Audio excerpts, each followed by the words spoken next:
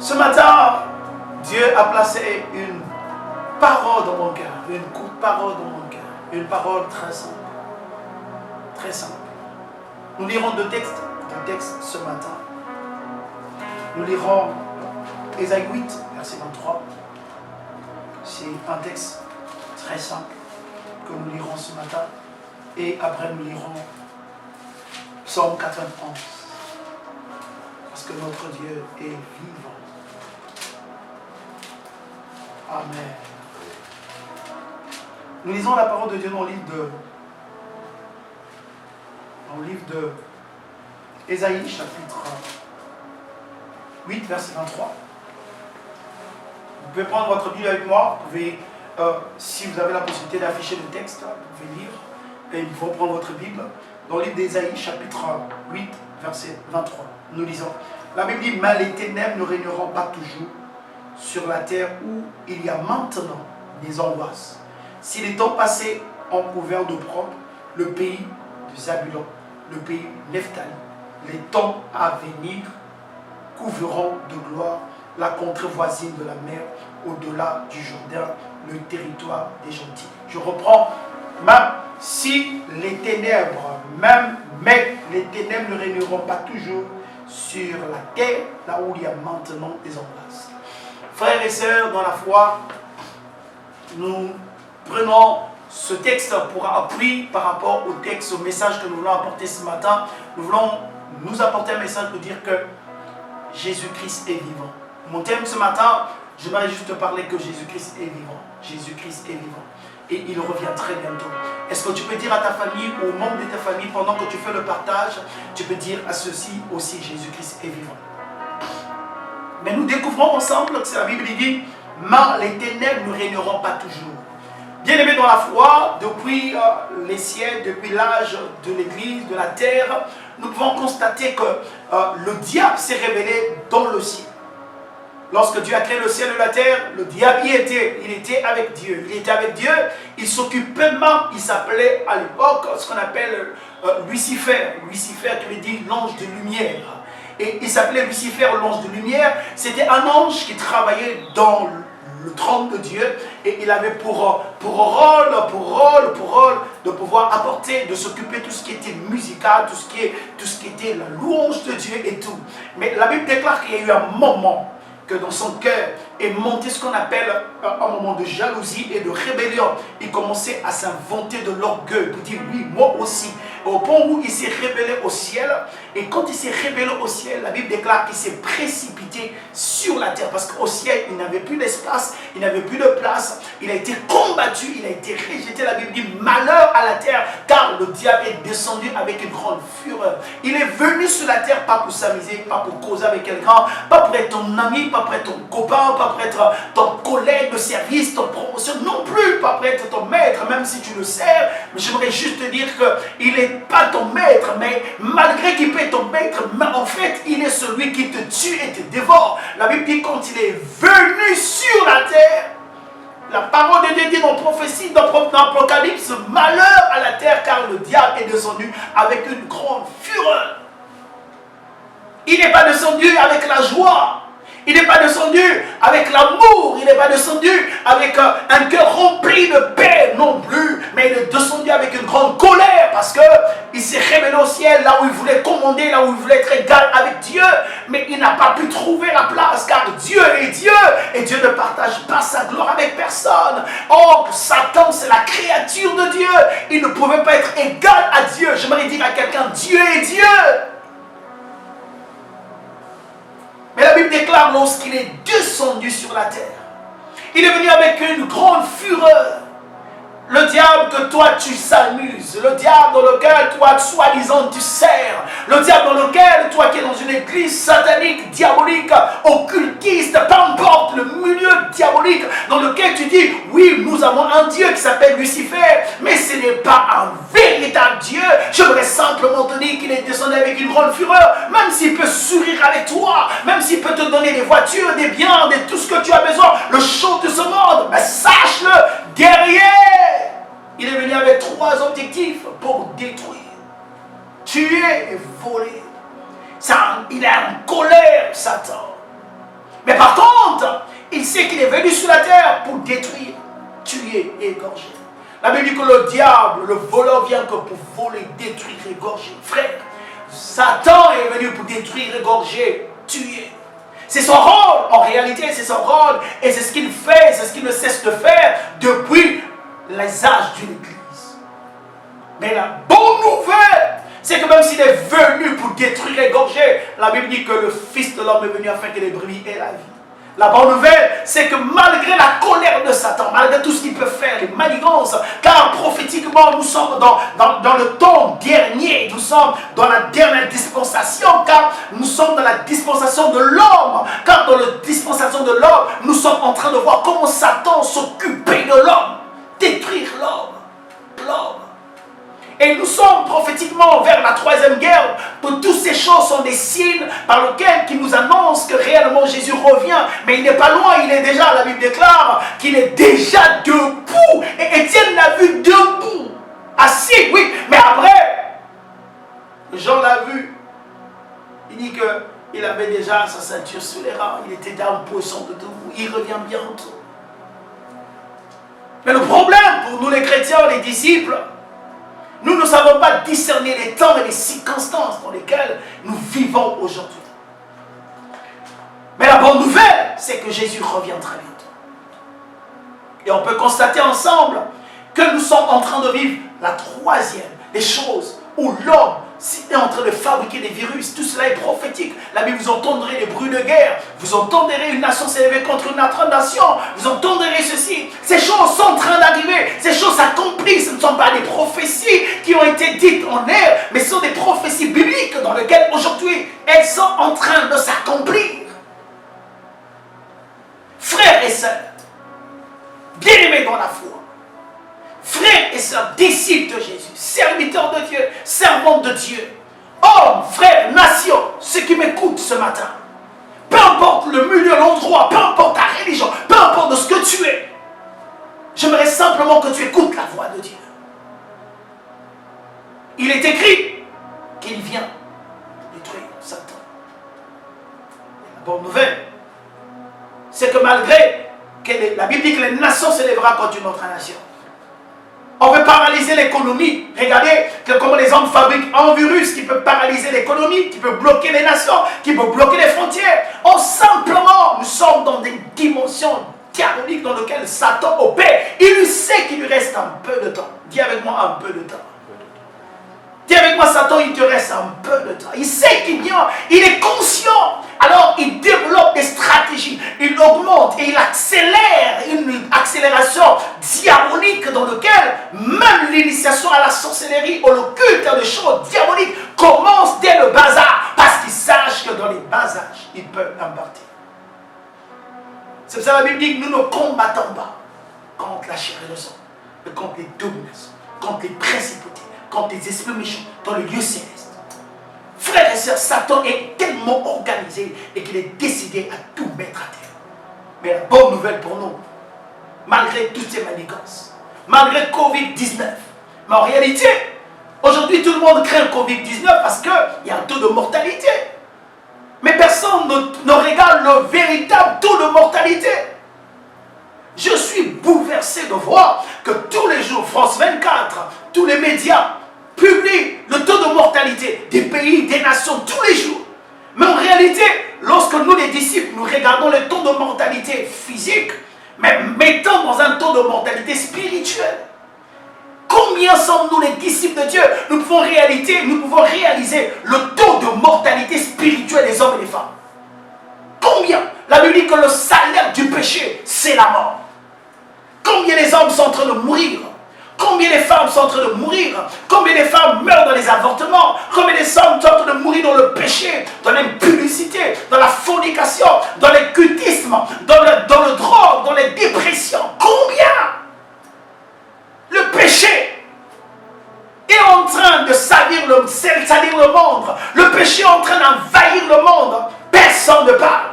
Personne ne voit. Personne ne dit. Il n'y a aucun mot, même les disciples. On ne compte pas. Mais on est écœuré, on est dérangé.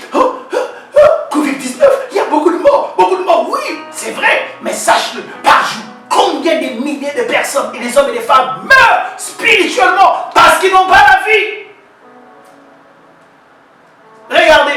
Regardez les symptômes ou les protections de barrières qui ont été mises. Premièrement, il faut se laver les mains tous les jours. C'est vrai, ce sont des méthodes de barrières. Ça, nous, on l'applique, tout le monde. Tout le monde l'applique. Tout le monde se préoccupe de se laver les mains. Je ne veux pas être infecté. Je ne veux pas contacter le virus. Je dois laver les mains. C'est vrai, l'OMS a mis en place. Je n'en dis combien pas, c'est important. Mais mettons dans un cadre spirituel. Combien sommes-nous en train de laver nos robes? Combien sommes-nous en train de laver nos cœurs? Combien sommes-nous en train de purifier nos cœurs? Jésus vient très bientôt. La terre est dans les angoisses. Les hommes ne savent plus quoi faire. Même les disciples ne savent pas. Même les hommes de Dieu. Même des ministres ne savent plus combien faire. Qu'est-ce qu'il fait faire? Combien lave leur robe? Jésus revient bientôt. À quel état trouvera ta robe ou tes mains? La Bible dit, levez des mains pures vers Dieu. Est-ce que nos mains sont pures?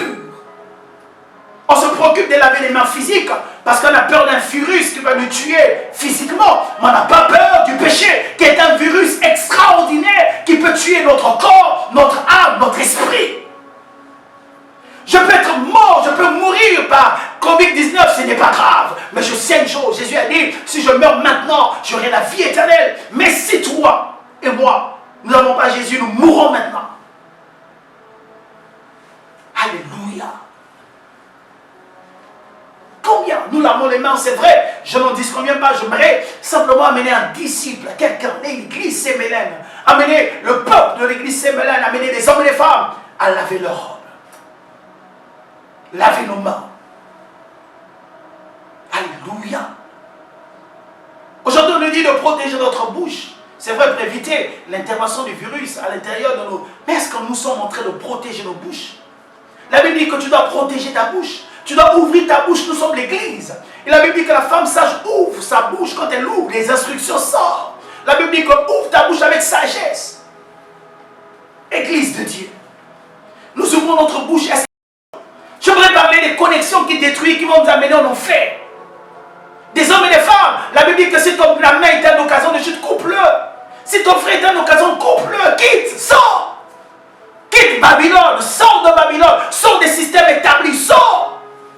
C'est dans ces périodes que nous reconnaîtrons des véritables disciples de Dieu, où les gens penseront que c'était à cause de l'église bâtiment, mais nombreux ne vivent plus la vie de Christ, parce qu'ils étaient liés au bâtiment et non à Christ. Tu étais lié à une organisation et non à Christ. Tu étais lié à une église locale et non à Christ. Tu étais lié à un pasteur et non à Jésus. Au point où aujourd'hui tu n'as plus l'occasion de voir le pasteur, et finalement c'est fini pour toi. Tu as oublié que le véritable berger c'est Jésus de Nazareth. Alléluia. Est-ce que quelqu'un m'entend? Est-ce que tu peux dire gloire à Dieu? Frère, quelles sont les connexions que nous avons? L'homme a mis en place pour dire on ne doit plus s'embrasser. Frère, quelles sont les connexions? La Bible dit les mauvaises compagnies corrompent les bonnes mœurs dans ta vie spirituelle. Qui as-tu contacté? Qui avec qui tu vis? Qui écoutes-tu? Dans ce moment-ci, tout le monde parle. Tout le monde est devenu prophète. Tout le monde est devenu agent médical. Tout le monde. Il prend une vidéo, il met, il regarde, il parle, il publie. Tout le monde. Sur Twitter, sur Instagram, tout le monde devient prophète, bishop. Mais la bonne nouvelle, c'est que tu dois apprendre à être connecté à une seule personne. Tu dois apprendre à être connecté à une seule personne. C'est la personne de Yoshua. C'est la personne de Jésus. Troisième type de barrière, c'est qu'on est habitué de faire le coude quand tu veux tousser. Oui, c'est vrai, il faut protéger pour que ça ne parte pas loin. Mais c'est aussi une manière de protection. C'est aussi une manière, lorsqu'on va en guerre, en réalité, lorsque vous regardez bien, lorsqu'on a un truc pour ce qu'on appelle le bouclier. Avoir un bouclier. Regardez, si vous avez l'épée ici, vous avez un bouclier, quand on va vous taper, vous pouvez vous protéger. Frère, dans le monde spirituel, ces choses s'expliquent. Où nous avons besoin d'avoir notre bouclier, de ne pas perdre notre bouclier. Et ce bouclier qu'on appelle la foi. J'aimerais dire à quelqu'un de ne pas perdre la foi. Ne regarde pas ces choses de ce monde. Ne perds pas la foi. Regarde à Dieu. Ne perds pas la foi. Regarde au Seigneur. Ne perds pas la foi. Regarde à Dieu. Jésus viendra trouver la foi, frère. Mais la foi vient de ce que l'on entend. Ce que l'on entend vient de la parole du Christ. Arrêtons de donner au peuple les messages. Arrêtons de donner au peuple des messages qui ne cadrent pas. Parlons au peuple de Christ et annonçons-leur le retour de Jésus. Jésus vient très bientôt. Jésus est vivant. Jésus est présent. Jésus est vivant. Il n'a pas changé, Jésus. Alléluia. Gardons la foi, prêchant l'évangile qui va stimuler aux gens. Pas les réflexes physiques, pas mentaux seulement, mais aussi la foi. Nous n'avons pas des messages habilement conçus, mais nous prêchons sur la foi. Frère, la Bible dit dans les derniers temps, nombreux abandonneront la foi. Combien sont des chrétiens qui sont prêts à mourir pour leur foi, à défendre leur foi, à se battre pour leur foi? Nombreux me disent aujourd'hui, Seigneur, c'est fini pour moi. On a abandonné la foi. Regardez combien sont ceux qui sont accros du matin au soir, un disciple de Jésus, matin au soir, accro pour parler de Covid-19. Non, frère. C'est un virus qui fait son boulot. Moi aussi, je fais mon boulot c'est ma foi. Je partage ma foi. Je parle de Jésus. Lèvons-nous, frères et sœurs. Le temps est arrivé, c'est l'heure de parler de Jésus. Ne nous mettons plus dans la distraction. Sortons de la distraction.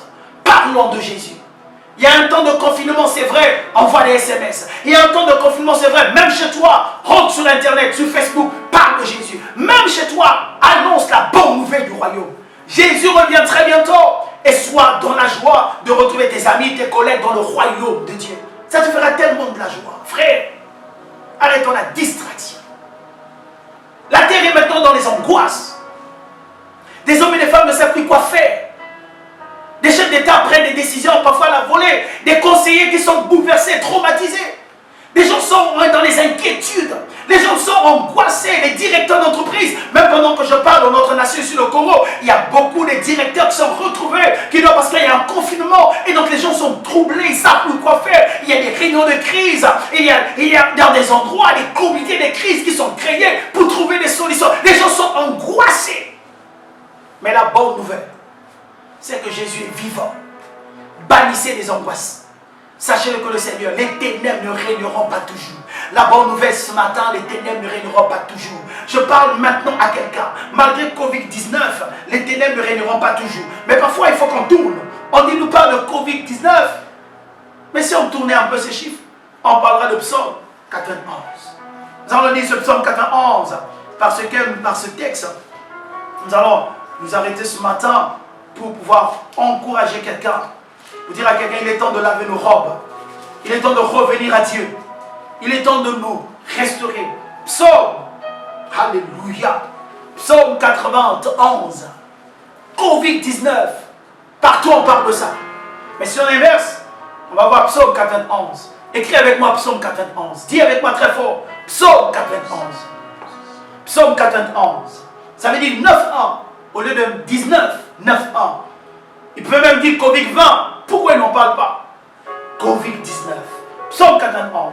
La Bible dit que celui qui demeure sur l'abri du Très-Haut repose sous l'ombre du Tout-Puissant. Je dis à l'Éternel, mon âme, refuge, mon âme, mon refuge et ma force. Je dis à l'Éternel, mon refuge et ma force. Mon Dieu en qui je me confie, car c'est lui qui te délivre du fléau de l'oiseleur, de la peste et de ses ravages. Ils te couvriront de la plume, de ses plumes, et tu trouveras un refuge sur ses ailes. Sa fidélité est un bouclier et une cuirasse. Tu ne craindras ni la terreur de la nuit, ni les flèches du voleur du jour, ni de la peste qui marche devant les ténèbres, ni la contagion qui frappe en plein midi. Que 1000 tombent à tes côtés, 10 000 à ta droite. Tu ne seras pas atteint. De tes yeux seulement, tu regarderas et tu feras la rétribution des méchants.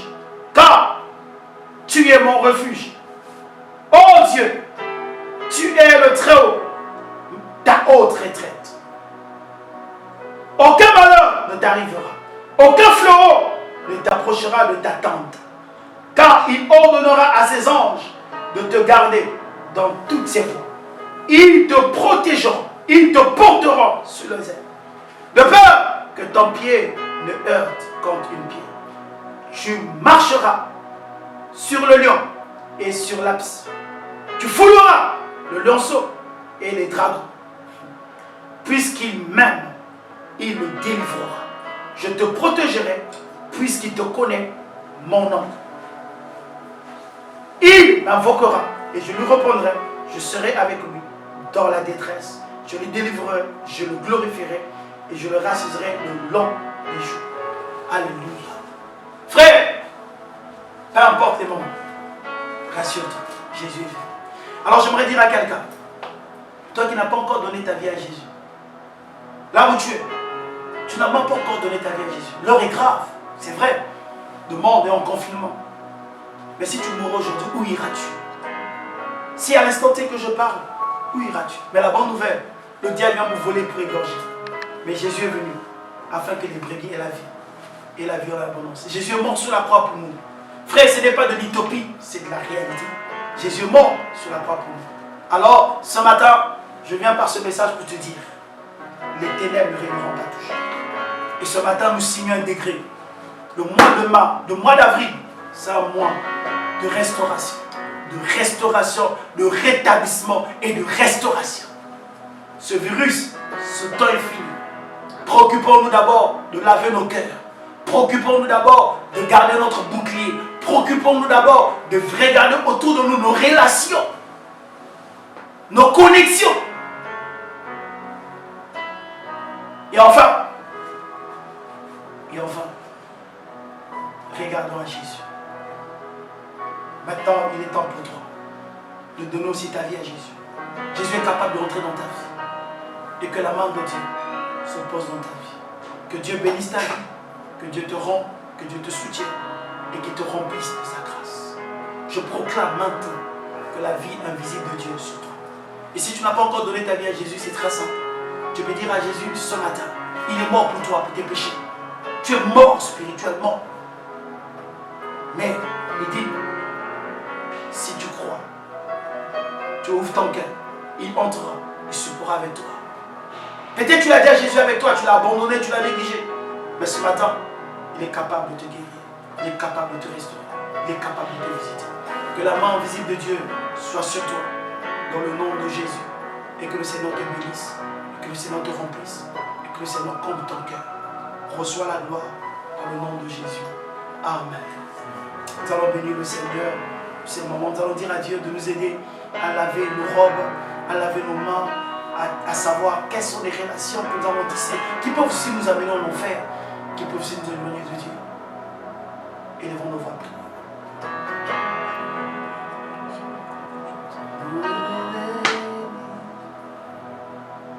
Tu m'entoures d'un chant d'amour, chant de délivrance.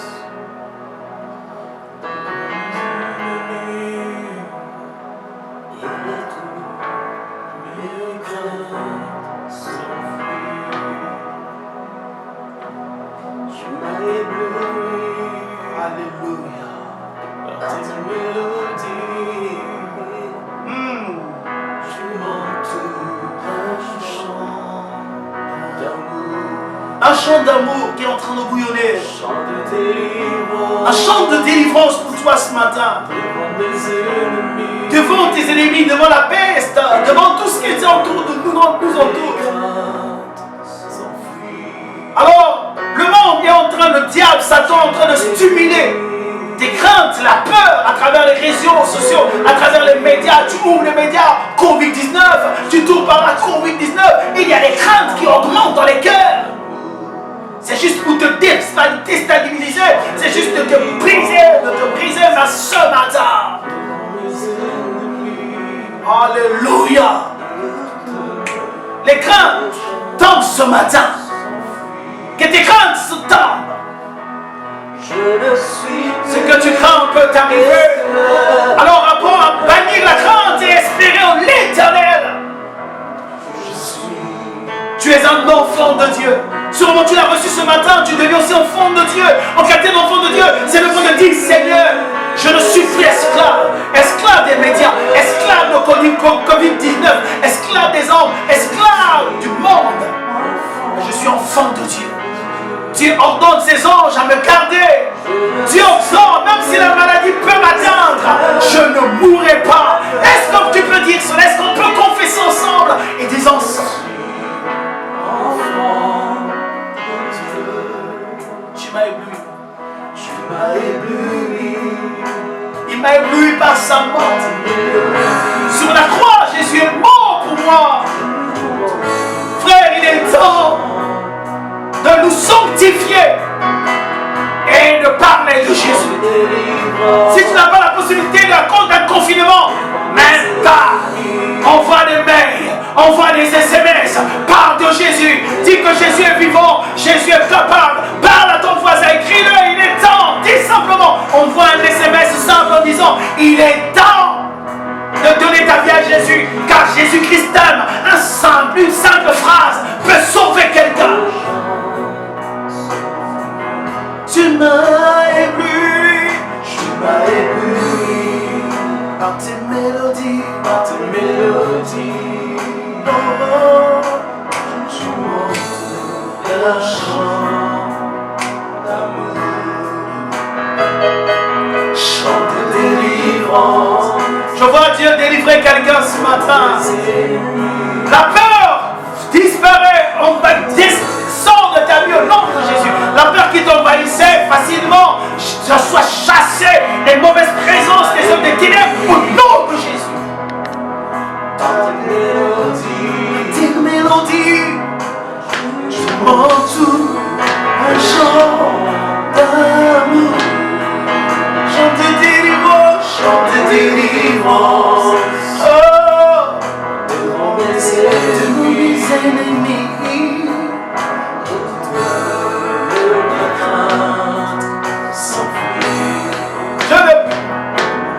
Je ne suis plus esclave de la peur. Oh, oh, oh. Je suis enfant. Ce n'est pas un slogan, mais c'est une déclaration. C'est une annonce, c'est une confirmation. Oh, oh, oh. Je suis enfant de Dieu. Seigneur, aide-nous à comprendre ces 5 choses. Le Covid-19 qui nous remet dans le monde spirituel. La première des choses, de nettoyer nos robes. Je suis enfant de Dieu. Là où il y a des angoisses, aide-nous. Je suis plus. Alléluia. Seigneur, notre Dieu.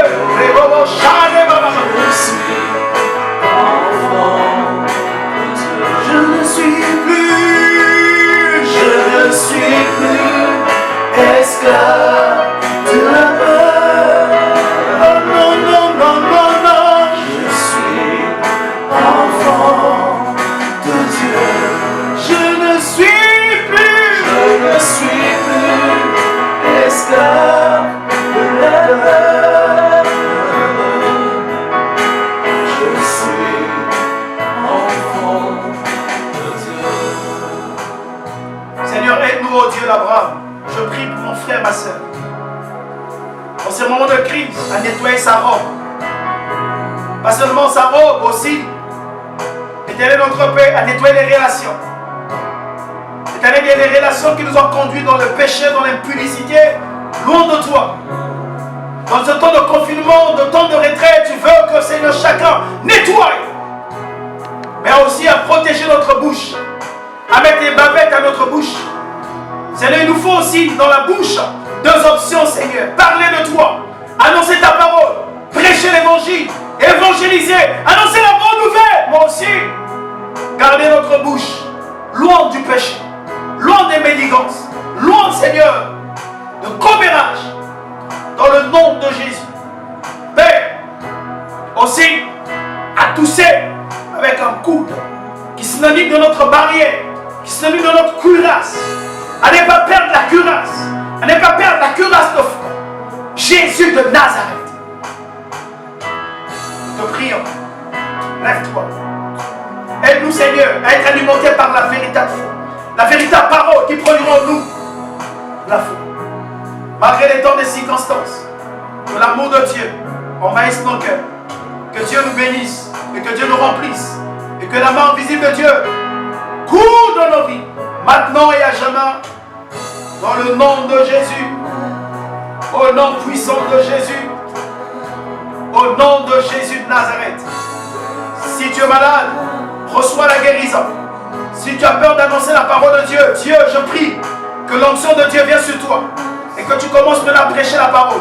Tu commences à être un évangéliste dans ta famille, dans les lieux de service, peu importe le milieu. Reçois l'onction, reçois la puissance, reçois l'onction de Dieu. Maintenant, au nom de Jésus, si tu ne priais pas en langue, je proclame maintenant l'onction de Dieu, la puissance du Saint-Esprit te touche là où tu es. Maintenant, la visitation de Dieu au nom de Jésus. Merci pour ta grâce. L'amour de Dieu nous envahisse maintenant. Que la grâce de Dieu. Alors ne perds pas espoir. Garde espoir. Garde ta foi. Je suis enfant.